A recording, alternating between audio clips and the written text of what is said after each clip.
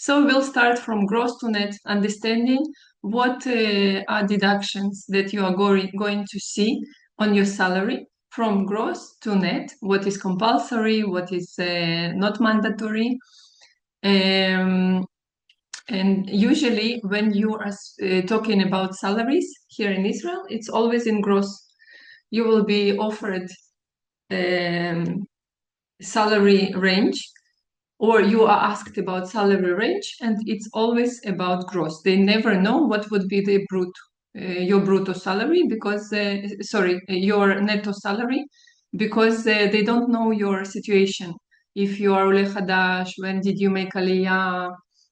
What is your family status? If you have kids, and so on. Okay, so gross salary consists of salary and travel expenses. Then we have compulsory deductions, mandatory deductions that are Mas Briut, health insurance, national insurance, Bituach Leumi, income tax, Mas Akhnasa, and pension. Pension is mandatory here. No matter if you on a payroll or you self-employed, you have to deduct pension for yourself, and the employer also deducts. Then you have tax credit points, you see it here in green, that lower income tax liability, only income tax liability. We will have slide and the explanation about each and every component here. This is just the flow, the chart of the session. And also we have study fund that is not mandatory, Keren Ishtalmut, here on with the star. And then after all those deductions, we will have net salary. Here you have a simulation, a link with simulation, where you can enter all your details, your personal information, like married, date of aliyah, and so on, in order to understand from gross, from brutto to netto. Now the second slide is only in Hebrew. It's for like ulpan. So we have, because your tlush, your paycheck will be only in Hebrew. So it's important to know all these terms. So we have maskoret, nesiot, tashlum brutto, that is combined from maskoret and nesiot. Then we have mandatory deductions. They will appear as nikuye chova. So we have mas briut, ביטוח לאומי, מס הכנסה, קרן פנסיה, קופת גמל, ביטוח מנהלים. These are three tools of pension. קרן השתלמות is not mandatory. נקודות זכות, נקודות זיכוי, will lower your income tax liability, the מס הכנסה. And then we have שכר נטו, net salary. Okay, so let's dive into each and every component. We were speaking about salary, like that gross salary is combined from salary and nisiot and travel expenses. So what is salary? Usually you will see on your contract something like this. The company shall pay you a gross, brutto, monthly salary in the amount of X, which amount includes any remuneration for overtime work. Okay, it may be mentioned like this, or you will see the employee shall be entitled to a gross monthly salary of X, the base salary, as compensation of 43 full-time week hours per week, not inclusive of half-hour meal time. Then, in consideration for overtime hours, the employee shall receive a global payment of 2,000 per month, overtime payment, and together with the base salary, the first one component of 8,000, everything amounts to the salary. Okay, so the salary can be combined from base salary plus overtime, or just salary of some amount that includes overtime. Also, it can be written like this. The employee shall be entitled to a gross monthly salary of 10,000, base salary, and it's split to different companies, base salary of 6, global overtime 2,000, non-competition 2,000. So what's important here? When we are speaking about the salary, it should be very clear that the salary is all those components. Okay, when they sum up the overtime, the base salary, the remuneration for non-competition, everything is salary, and we want it to be stated that all social benefits will be deducted from the total salary. Okay, no matter how many components did they split, and it's okay to split. Okay, so it's important for you to understand that the salary is the total amount of all these components. So does Now, the income calculation tax. of that matter to us? Like, Sorry. meaning, does the calculation of that on the contract really matter to us? Is that something that we'll ever bother to negotiate, or is it really just that brutto final number Of course, that it's matters? negotiable. It's another question. But for you, what's important here, what was my intent, is that even if it's if it's split for all those components in the contract, you know that your social benefits will accumulate on the total amount, on the 10, okay? Not only on base salary plus overtime, and not only on base salary, not only on 6, not only on 8, but on overall, all the components of the split salary. Okay, So of it's kind course, of it's negotiable. the 10,000 that matters to us. Exactly, exactly. Okay. Sometimes, But okay, I'm not saying that it doesn't happen. Sometimes they will say that social benefits will accumulate only on base plus overtime. But you should ask, okay, in those cases, for them to calculate the total salary benefits on 10,000. We see it rare, but sometimes we see it. What's non-competition? Oh, okay. It's a good question. We will touch this when we will see the non-competition clause. So sometimes, actually, it's pretty common. In the agreement, you will be restricted, like it will be written, you cannot join like competitors within 6 months, 12 months, and 24 months. Then the question is if they can restrict you. They cannot unless they pay you.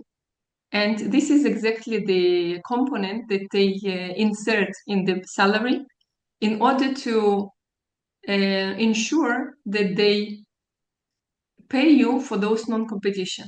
You rarely see it that they really like pay you for this non-competition. They don't really pay you for the non-competition. They split in the way that legally they can afterwards like sue you for competition. So when this case, like for example, when a person had this clause, restriction clause, non-competition clause in his contract, and the company went to the court. So the court told if you don't pay the person for non-competition on a monthly basis, so you can't argue this non-competition clause. So some companies inserted here in the total like salary. Okay, did I answer a question, Alex? Yeah, it's a bit not kind of what I'm used to. And the overtime is kind of paid whether you work longer hours or not. I mean, it seems kind of regardless the way you Okay, described it. Nahon. It's regardless if you worked additional hours or didn't work, you are entitled to this overtime payment. So if you speaking about gross salary of 10,000, okay, throughout the the hiring process, you spoke about this. This amount, and afterwards, when you are given the contract, you see that this number is split. This is for them, the split. Okay, it has nothing to do with you, basically. Okay. So don't worry about the split. We all have these splits in the contract. They have their origins. Hmm. But what's important for you is for your deductions to be on the whole amount, on the 10,000. Okay, so income tax. Income tax, probably you know from your origin countries, also it's madrigot mas. There's tax steps. Up to 7,000, you have 10%, and then on the next step of 7,000 up to 10,000, you have 14, only on the March, and so on and so forth. So this is income tax liability. National and health insurance are mandatory. They are going to be deducted on a monthly basis, and so you will all see this deduction in your paycheck as מס ביטוח לאומי וביטוח בריאות. Okay? So for income up to 6,300, it will be 3.5 deducted for national insurance and health insurance altogether. And the income above this amount of 6,300 will be 12%. So let's say if your salary is 10,000, so up to 6,000, it will be 3.5%. Between 6,000 and 10,000, it will be 12%. And then you sum up and you understand the total contribution will be the summary of these two numbers, percentages. Okay, it's flat. Only one step.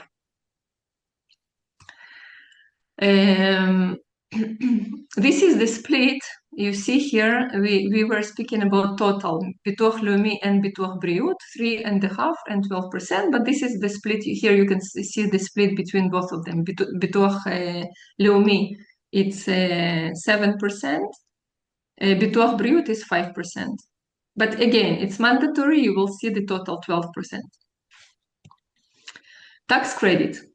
Tax credits, as we said, they lower your tax liability. Okay, after the tax liability is calculated by these steps that I showed you, so you are entitled to those tax credits that are provided to you to reduce your overall tax liability. They don't reduce the mас бриут, they don't reduce the national insurance, only tax liability. And this is a lot. This can be a good reduction. So each tax point has its value. For 2025, the value of one credit tax point is approximately 242 NIS per month. Okay, or on a yearly, it will be 3,000 almost. Basic credit tax points, we all have them. Men have 2.25 tax points and women 2.75, regardless all the specifics. Okay, just because we are men and women living in Israel, tax residents. Now, also new olim have additional tax point, of course, for the first 4.5 years in Israel, if you made Aliyah after 22. For those who made Aliyah before 2022, so it used to be 3.5 years. I think it's not relevant if you made Aliyah before that, so probably you already ran out of those credit points. Single parents, parents with children, disabled, and so on. Graduates of academic degrees, okay? From here, from Israel, not from abroad. I know that this is a question. Military service, single parents, residents of specific areas, okay? You all are entitled for tax credit points that lower your tax liability. So it can happen that for the first years, depends, of course, on your salary range, on your salary. You may not pay income tax, okay? Of course, we want you to pay income tax because we want your salaries to be very high. And then the tax credit points will not cover but it may also happen for some of us that we have a lot, okay, many tax credit points, and then it will really reduce our tax liability. Now I would like to focus on Olim Hadashim. Olim Hadashim that made your Aliyah after 2022, first 12 months you are entitled for one additional tax credit point a month. Okay, so per month it's I think this is a bit higher, to 240. We saw it on this slide. I think it's not updated here. 242. Okay, 242 per month. Next 18 months, 3 additional tax points. Okay, not on top of the first 1 additional tax point, but 3, just 3 tax credit points on top of you being man, woman, resident, parent, and so on. Next 12 months, 2 additional tax points, and final 12 months, 1 additional tax credit point. It means that, for example, you made Aliyah, and for the first year or 6 months you didn't work, you lose your first year of tax credit points. Okay, I know that it's not fair, but this is the law. They don't count from the time that you first enrolled in the job market.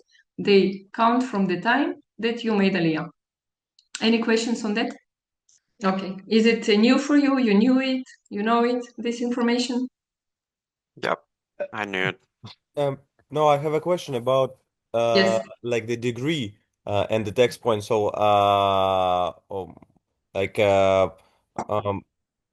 it depends of your degree, how many points you have for the education.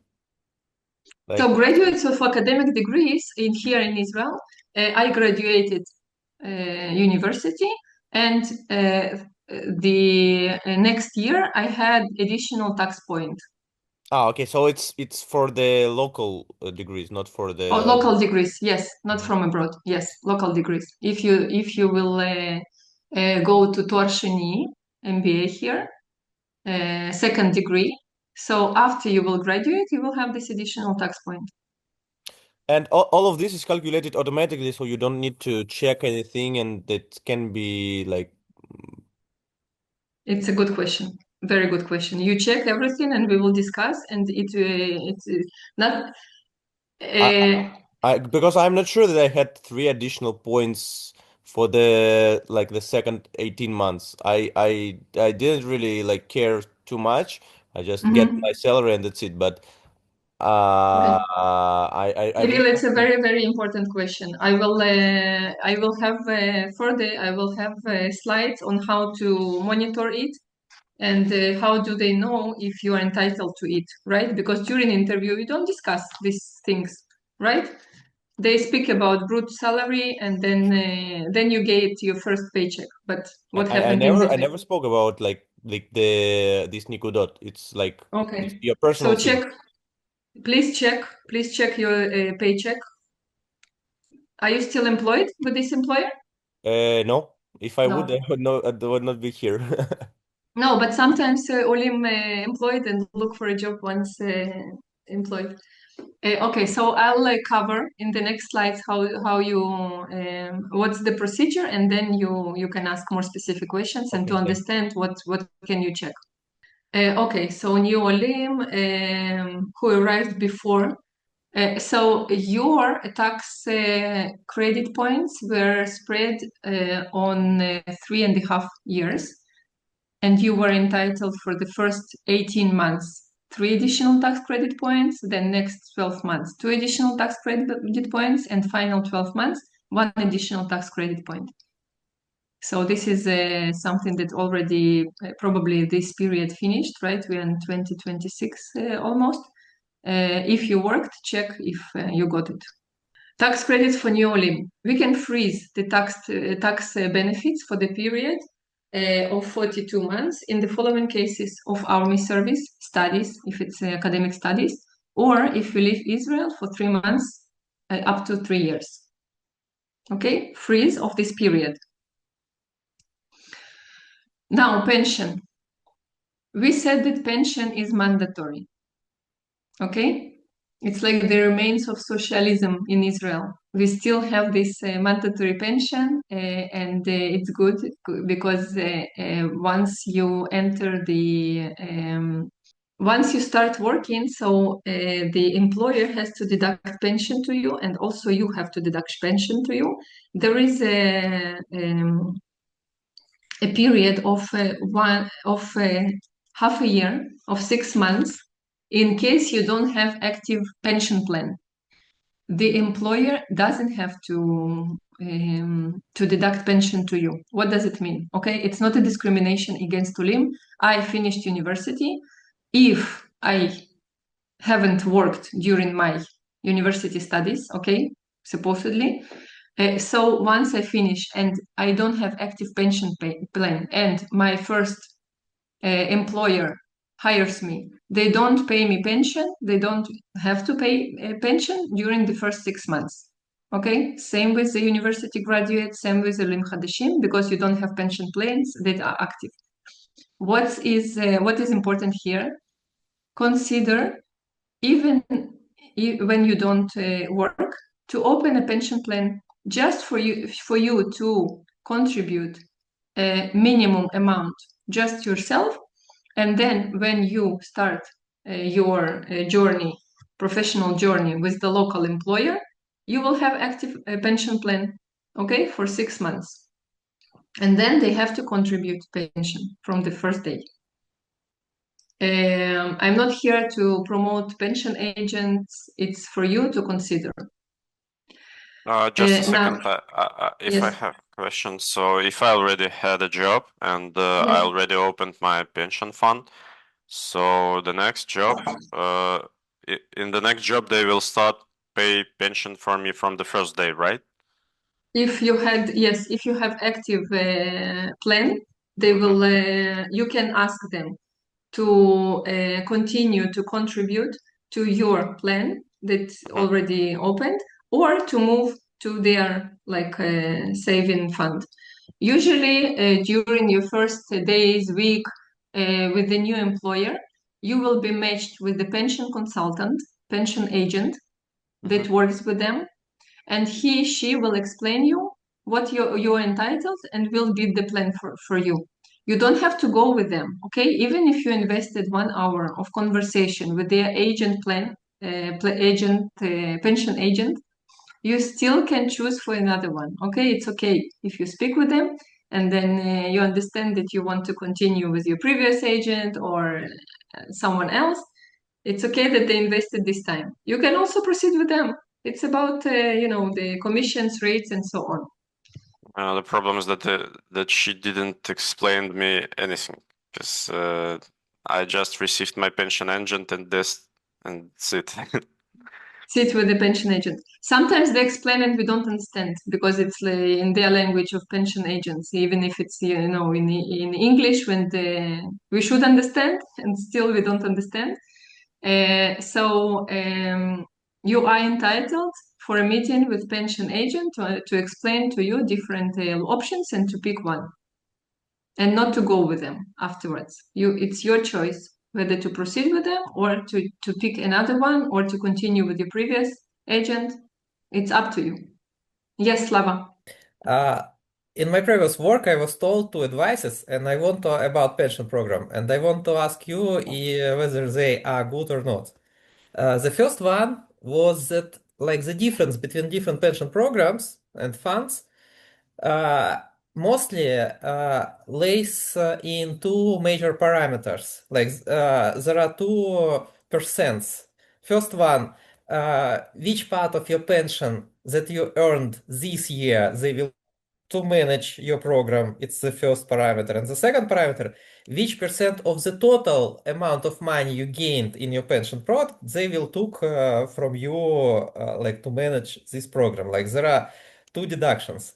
And for us as alims, it's better to pick funds that provide us lower like first number and maybe higher second number. And later, after we gain something in our pension program, like after 5 years, it's better to switch it. Okay, I have no idea, Slava. I'm not a pension. I don't want to recommend you something that I don't understand in. Okay. I know that there are different plans. Okay, they can be like Kupat Gemel, Bituach Menalim, Executive Insurance, Pension Fund. All these three tools are pension tools. I have no idea what's the difference. Like there are like a very high overview here, But again, consult with the pension agents, understand what's better for you. I don't want to answer something that I don't understand in. I'm sorry. Okay, then the second advice, maybe just for everyone, but consider, like, be suspicious about it. I just was told about it. That after a while, after 3, 4, 5 years of work in Israel, it's good to ask funds, like pension funds, whether they can provide you better conditions or not and bargain for it. Like when you will have something in your pension program already saved, you can, with every year, you can improve your conditions, like amount of money you Yes, pay. of course. This is for sure from my personal experience. Every year you can improve. When you already have an active pension plan, they will chase you. Okay, I can improve you. I will give me like less commission fee, And also you have this website that shows all your coverage, all your insurances, all your probably you know about it, right? Har Kesef. No, I don't. Okay, so I'll put afterwards. Please remind me. You insert your details there, and you will see all the coverages, pensions that you have, Hara Kesef, all the savings and so on. Yes, of course, pension agents will chase you. They see if they can minimize your, I don't know, commissions paid and so on. They will chase you in order to improve every year. The first question usually if you are committed to your pension agent, if it's like family member, because they know why they ask you. Okay, if you are not committed, they can continue the conversation to sell. If you are committed, so it's just waste of their time. I have a question. Yes. How would I open a pension fund before I have a job then? Like, how would I go about that? I haven't had a job in Israel before. Yeah, it's a good question. So you can find a pension agent, tell that you want to open the plan to contribute. Only you, okay? I don't know what's minimum, 100 a month, and it will be active. And in order for a pension plan to be active, it doesn't have to be contributed by employer. It can be contributed only by you, some minimum amount. Okay. How would I find a pension agent? Just online? Again, if some guys here have pension agent, I can put here a number of pension agent of Gvahim. Okay. Okay. But again, I don't Is it okay to share? promote. I'm not promoting. Yes, I but can share mine, but is it okay to great. share it in chat? I can share Yes, mine. of course, of Okay. course. Share, guys, of course. Sigal will speak with everyone. By the way, Yeah, the only thing, I'm just not sure he's speaking English. He is definitely speak Russian, like. Okay. I'm not sure about English. I will put anyway him and. Only word I know in Russian is "niet," so I don't know if it will. So I'll put pensia is a afterwards. Russian word, so you can use at least pensia as a word. He's Russian, so please so is remind he me, giving I'm vodka or also pensions? writing to myself, Amir, pension agent of Gvahim. I will say, as a disclosure, I'm not with him anymore because my husband enrolled us to a different agent, whatever, okay? So, but he's a decent agent. I was in like with him until my husband made all these changes. So I'll put his number in the chat. Let me clarify this thing. I think it's important. Maybe everyone understand it. Like, if you're not getting the first half of the year, the pension, it's not mean that you doesn't have this money. You got it into the salary and you got it into your paycheck. But the employer does not put it into your pension fund. So you get the money anyways. So this first half year, you just get them into your paycheck straightforward. And that's it. So you don't need Then to. if I get it in my paycheck, then I can just put it in a pension fund through an agent. Yeah, so it's like just you're not split it in the Tlush itself. You can get it and then put it to your pension fund yourself. And no, but after the half Kirill, year, the employer is like obligated to do it by himself. no, but Kirill, let's say you concluded with the employer, the contract is for 10K, right? Yes. So you deduct your pension, but But employer his doesn't part, deduct. yes, his part, yeah. So in the end, yeah, the whole amount will be like 7.5% plus 6% from you and 7.5 from the employer, something like this, I suppose. Only if they have to. Yes. First 6 months, they don't have to. So Yes. they will not deduct from themselves something that they don't have to. Yeah, so that's what I'm saying. Like, Yeah. so this will not change the amount of money, actually. This In is, the pension fund, it will yes. change. It will not change your netto. Net salary, it will not affect, of course, net salary. Because they don't, the employer doesn't deduct from you, they deduct from themselves. So if Mika wants to get employed at 15K, the employer thinks that I will cost to them 20K because they think about all the deductions from them, not from me. You understand what I mean? Yes. So of course, netto, it will not affect, but the pension plan, of course, there will not be money in my pension plan deducted from the employer. Does it make sense? Yeah, I understand. I mean, I was talking about the first half year. Yes, yes, me too. Oh, okay. Okay, never mind. Okay. Okay, so we'll proceed. Education fund. Do you remember this chart? And we said that there are mandatory deductions and there are education fund that is not mandatory. But please, let's ask about it. It's a pure saving. It has nothing to do with education. Maybe when it started, it has to do with education. People were sent for education, like training and so on. Well, it was funded by the employer. Nothing to do with education. It's a pure saving for you, saving by you and saving by the employer. Okay? Yes, it reduces your net. You reduce your net because you put money from your salary in this fund. Ed, do you remember that I was saying that I will cost much more to employer if they give me all these deductions? Yes, I will cost more if I ask for this Keren Talmud education fund. And it has a ceiling of 15 of the salary of 15,700.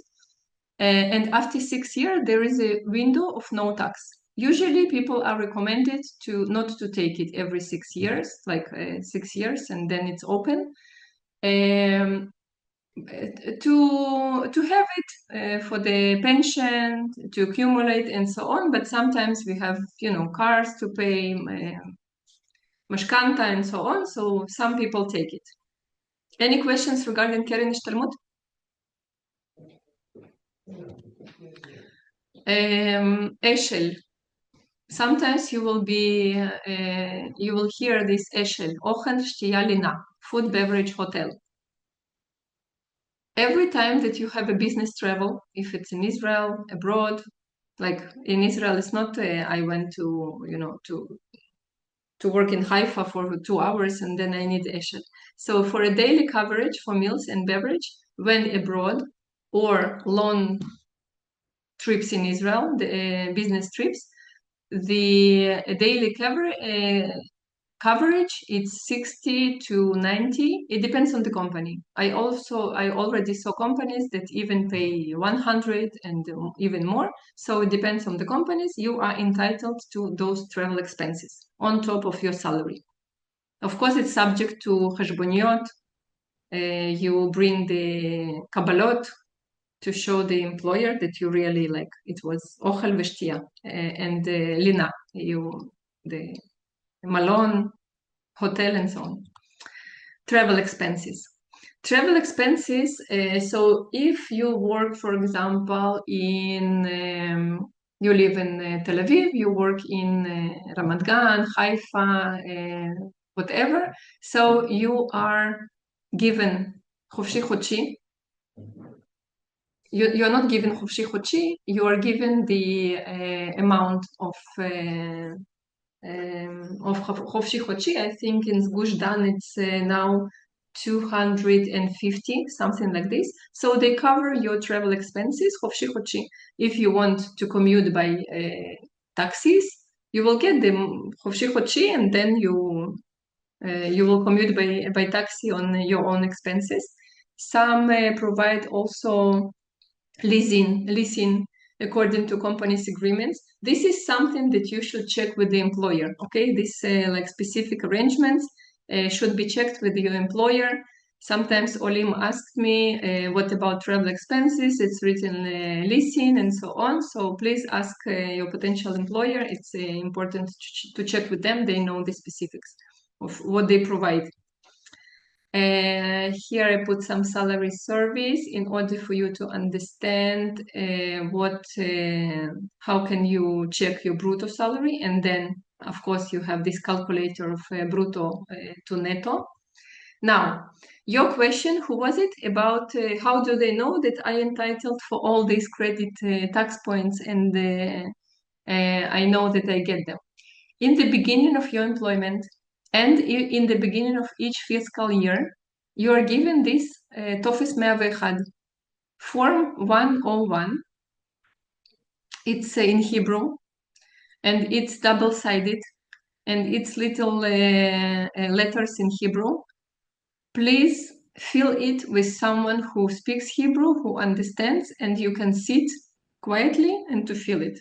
Here you mention, of course, your details, where do you live, but also your status as עולה חדש. When was your aliyah? You attach your תעודת עולה.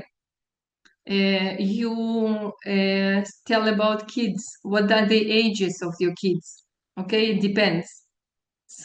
Smaller kids, more tax credit points. So it's super important, and as I said, it happens not only in the first days on your employment, also in the beginning of each fiscal year, okay? Because sometimes status changes, and you want to make sure that you are given all these points and benefits. Now, טופס 106, Form 106, is derived automatically by the employer in the end of the year. Usually it happens in February, March, something like this, and it shows all the income and deductions and all that you was given and deducted. Also very important because some institution ask for this. Now, this is example of תלוש שכר, paycheck. It's always in Hebrew.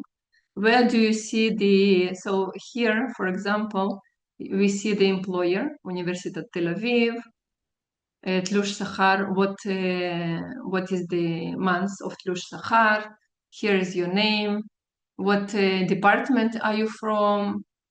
This is ריכוז נתונים, it's the summary of this payment.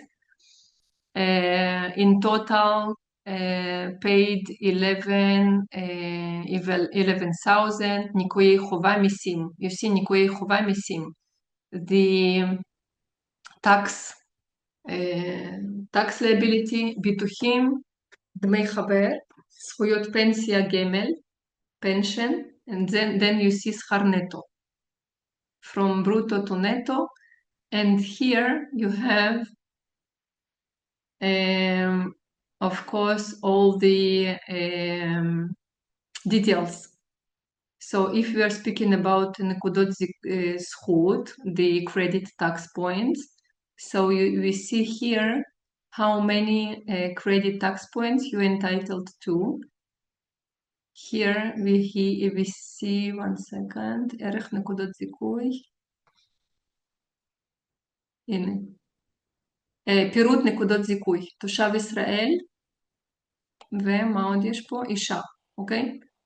Here you will have עולה חדש, you will have kids, if you are single parent you have it here, okay?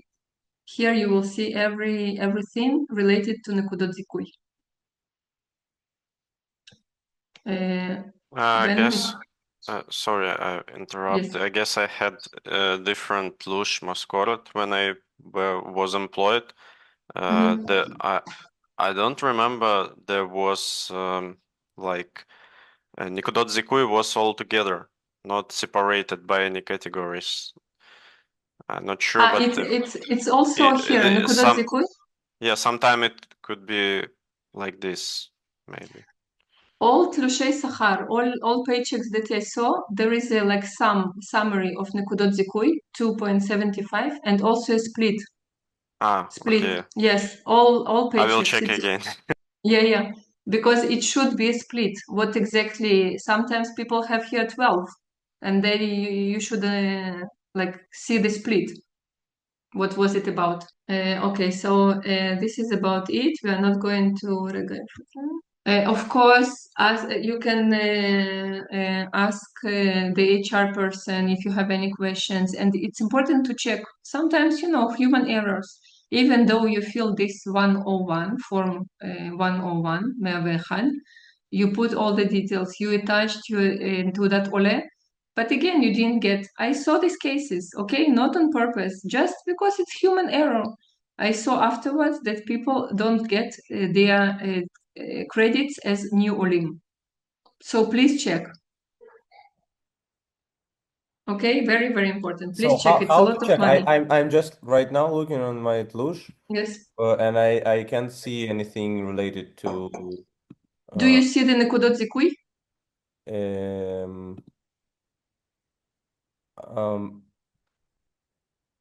I don't think so.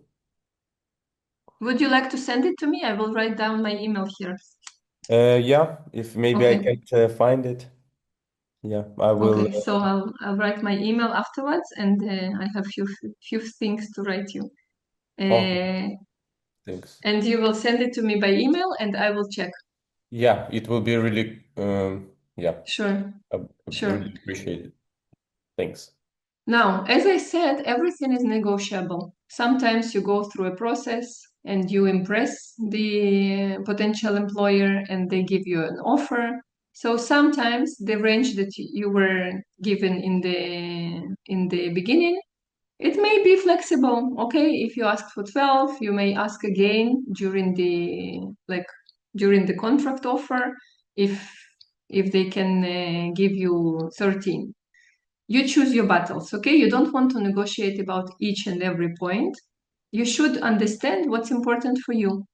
If it's a vacation days, even if it's working remotely, like some kind of flexibility, or it's a salary, okay? You should understand the industry standards. It's important for you to be in right ranges. קופת חולים כללית, pay is not the same like startups, not the same like corporates, high tech, and so on. Also, I would recommend you when you negotiate, be kind.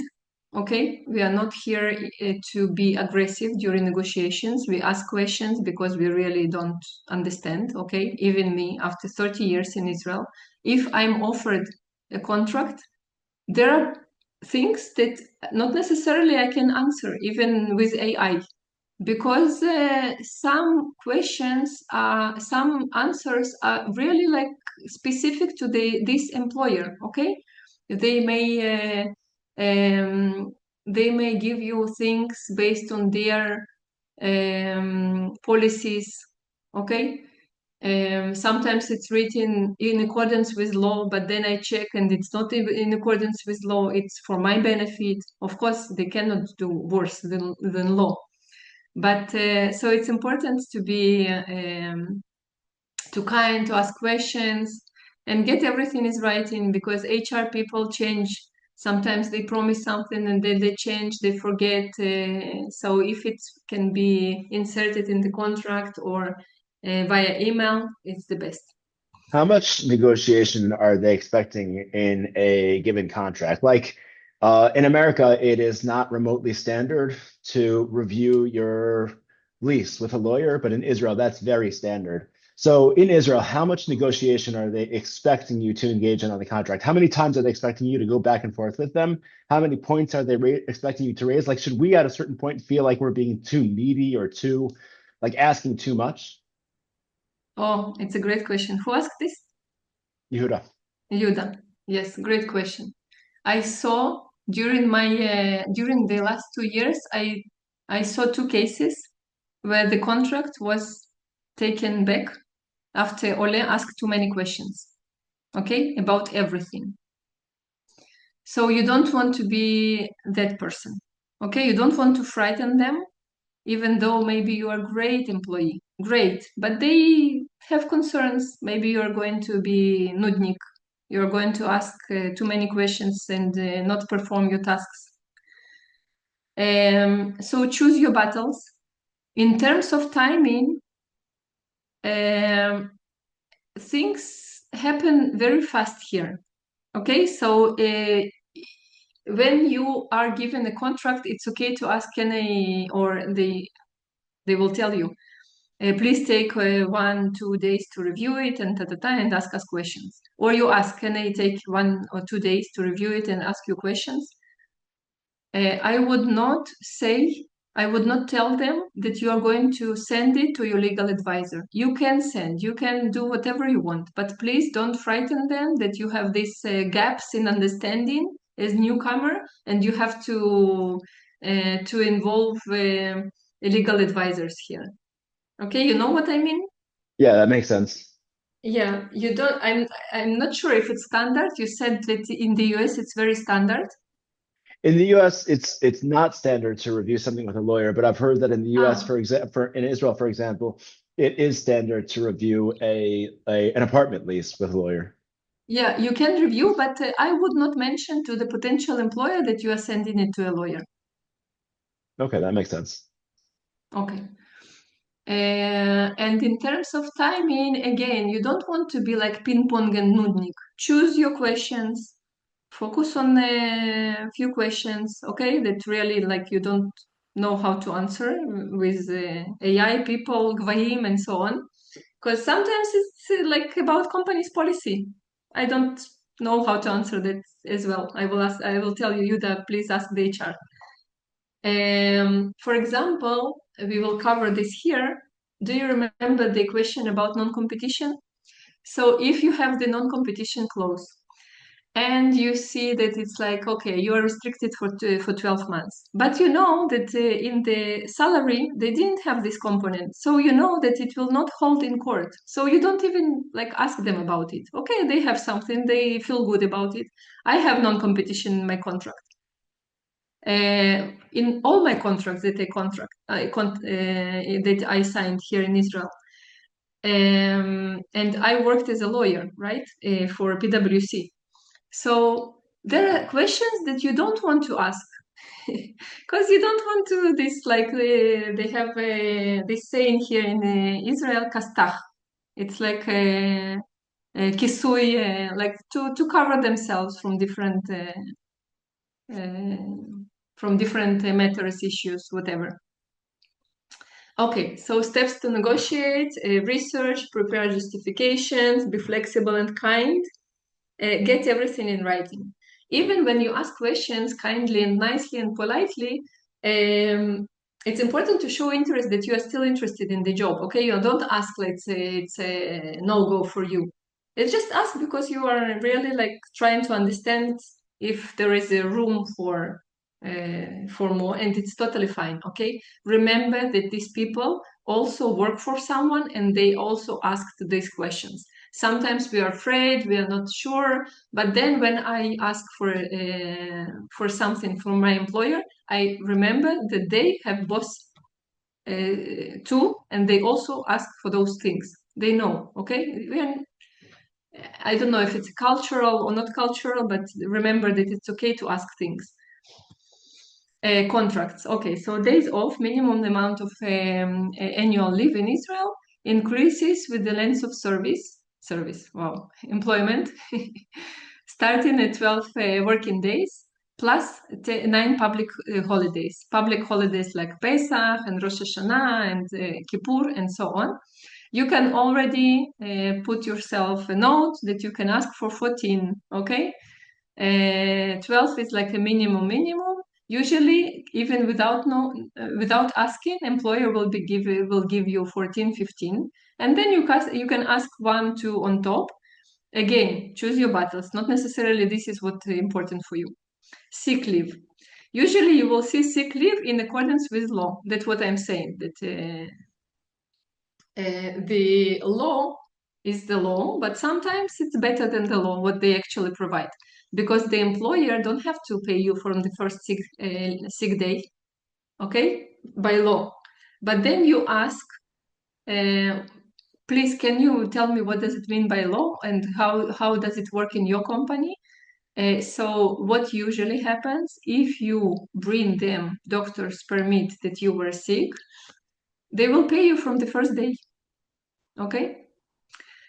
Non-competition, I think we already discussed. Non-competition are enforceable but are subject to scrutiny. They must be reasonable in scope, duration, geography, must protect legitimate business interests, such as trade secrets, confidential information. It can't be just uniform. Plus, it should be, as court said already, in these cases, they have to pay you for this non-competition in the salary. Sometimes you are asked general consent for polygraph checks. Usually you will see it in financial situations, fintech companies, and so on. So from what we know, you can like they can request them, but you have to refuse, or generally they will need your concrete consent to the concrete check, polygraph check. Okay, the general consent in the beginning of employment will not become a real polygraph check in the end. So before, if for example, I entered fintech, I signed the agreement, and there is a general polygraph consent that I gave. If in 1 year they want to check me, Mika, they will have my specific consent for this specific check. Private health insurance. So you have this national health insurance that covers you with different basic health coverage, Kupot Cholim, and so on. You may also check with private health insurance agents what is supplementary, what is duplication. It's important because sometimes important doctors that's important to you, right? There are long queues with the public health coverage. So check it. It's not mandatory for the organizations to provide you with private health insurance, but some provide. Also, they can cover your family members if there are certain companies that do it. Sorry, I just not specific to what you just wrote, but I just Yes. It occurred to me. Let's say we see things in our contract that they are providing that we don't want. For example, let's say I imported my own car and they're providing that sort of a clause in there for purchasing a car. Or let's say they're adding benefits for private health insurance and I'm not going to get private health insurance, whatever it might be. Is it common in Israel to negotiate for a higher salary based on the removal of certain items? Or do people tend to just kind of go the other direction? No, you can for sure. Of course. Yes. You can tell this component I can give up, but I would really appreciate if you can raise my salary too, for Okay, sure. got it. Maximum, you hear no, okay? It's like this is the state of mind in Israel. You try. Okay, notice period provisions. The first 6 months of employment, the notice period is 1 day for each month. So, for example, if you are leaving or you have to leave, you were fired in the first 6 months, like after 2 months, so 2 days, this is the notice period. During the notice period, if they let you go, and they should pay you this notice period, these 2 days, they should pay you, but they can tell you not to come, okay? After 6 to 12 months, it's additional 2.5 days for each month of employment beyond the first 6 months. And after completing 1 year, it's usually 1 month, okay, of notice period. What I usually say during my LinkedIn session is sometimes we have this open to work window, right, on LinkedIn. But then we are kind of not feeling well with putting it. But then I remind all of us that recruiters see this open to work, and they know that the person is immediately available tomorrow, okay? Because many times this notice period of 1 month is too long for the employer.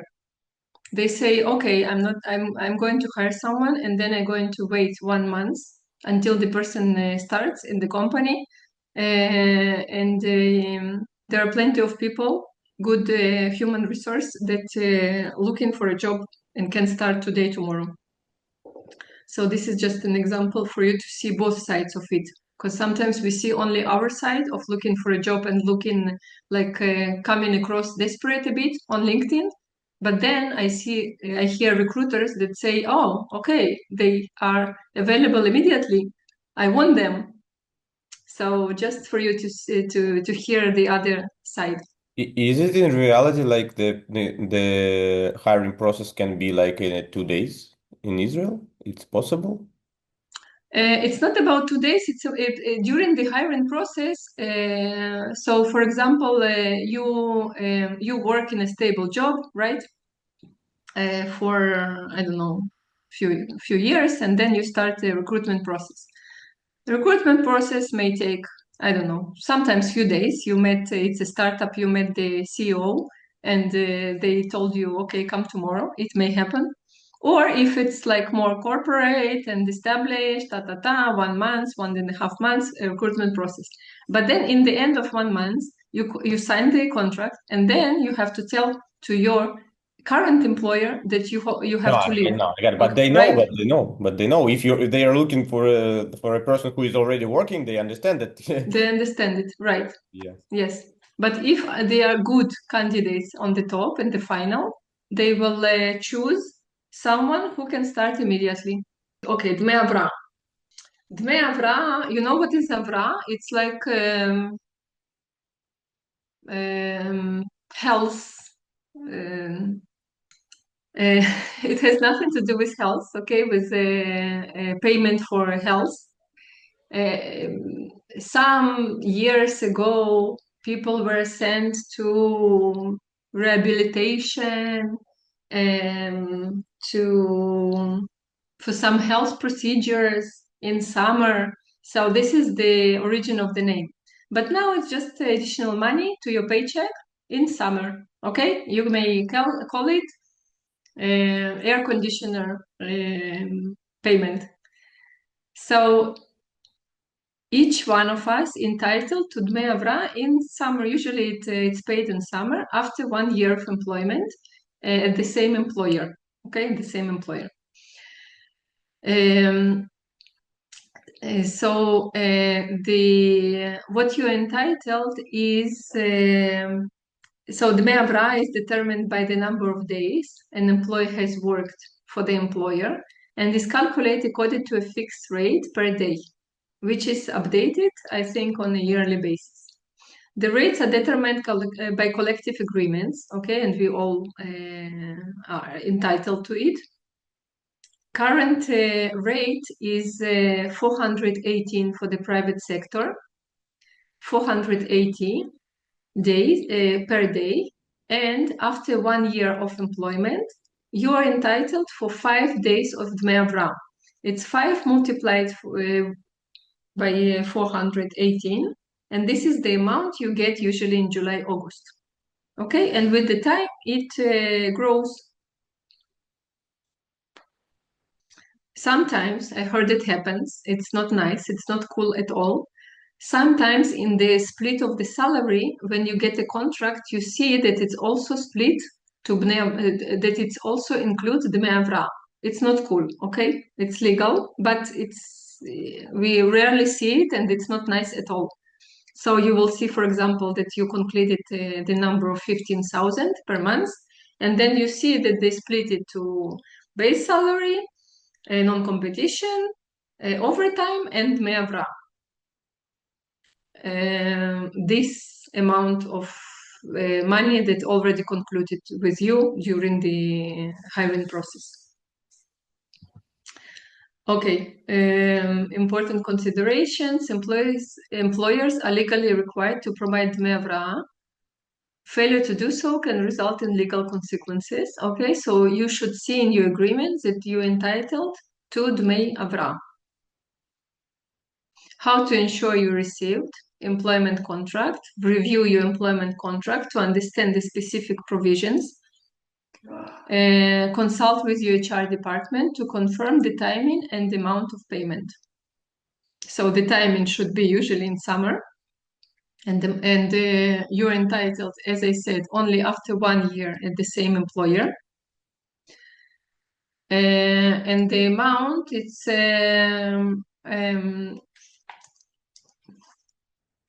like as it's stated here, usually it's for private sector 418 a day, and 470 per day for public sector.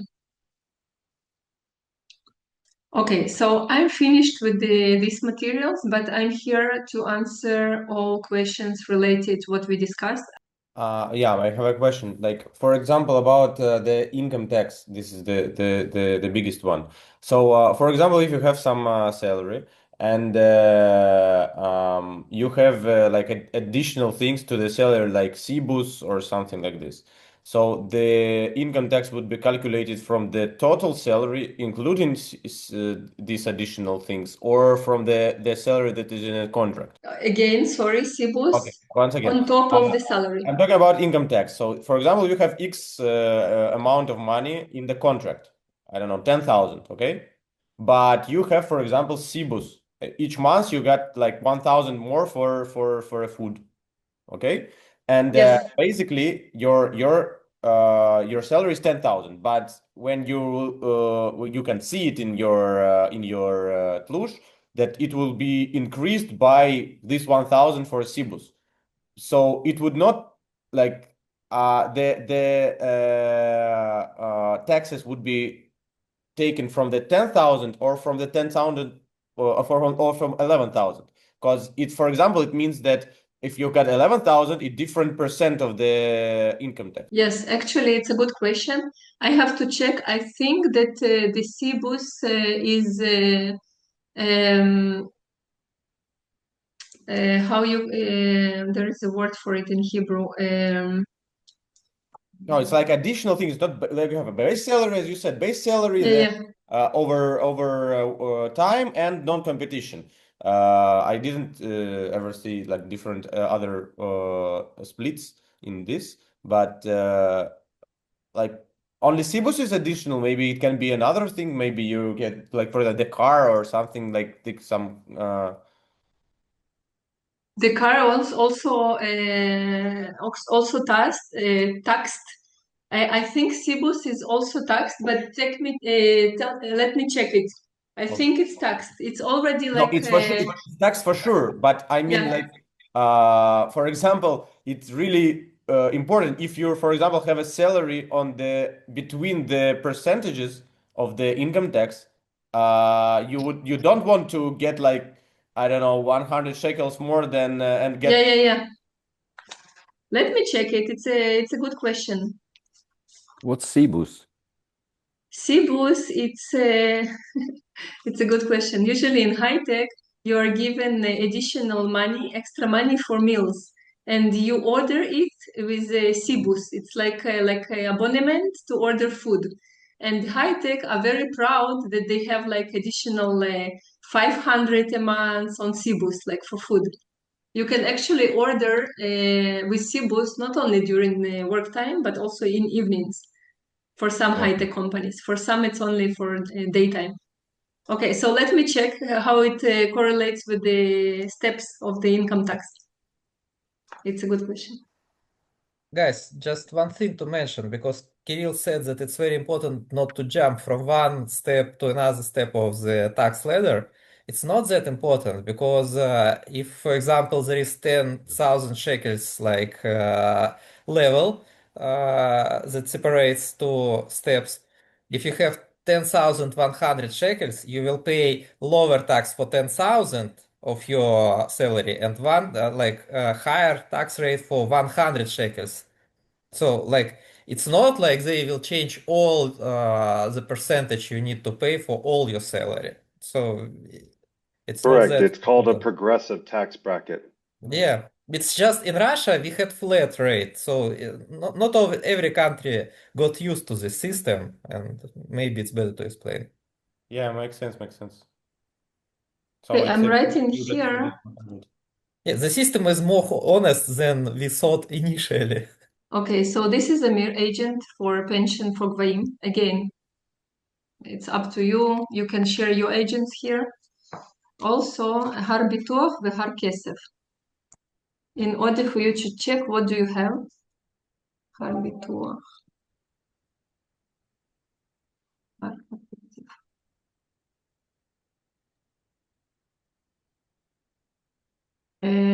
You put it in.